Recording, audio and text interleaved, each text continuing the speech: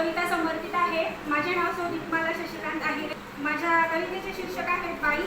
काव्य प्रकार आहे मुक्त छंद। स्वरचित कविता सादर करते।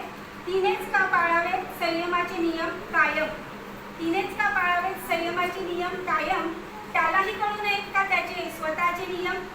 तिलाही वाटते आयुष्य जरा आपल्या मर्जीने जगावे, तिलाही वाटते आयुष्य जरा आपल्या मर्जीने जगावे। कधीतरी चार भिंतींच्या परिघातून बाहेर निघावे, कधीतरी घ्यावा हवेत मोकळा श्वास स्वतःच सामावून, कधीतरी घ्यावा हवेत मोकळा श्वास स्वतःच सामावून।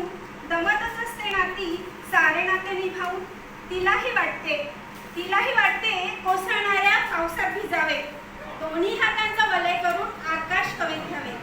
तिलाही वाटते मोकळ्या हवेत, तिलाही वाटते कोसळणाऱ्या पावसात भिजावे, दोन्ही हातांचा वलय करून आकाश कवेत घ्यावे।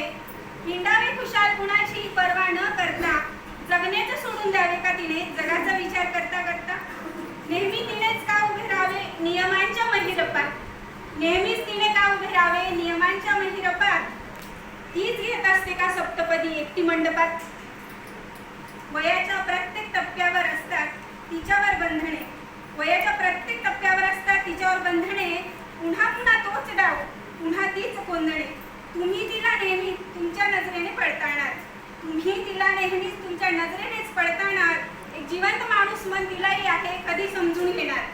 खळखळून असणे आणि बिनधास्त बोलणे, खळखळून असणे आणि बिनधास्त बोलणे। आयुष्याचा भरभरून आनंद घेणे तिलाही कधीतरी हवे असते, पण त्यातही तुम्हाला ती चुकीची कशी वाटते।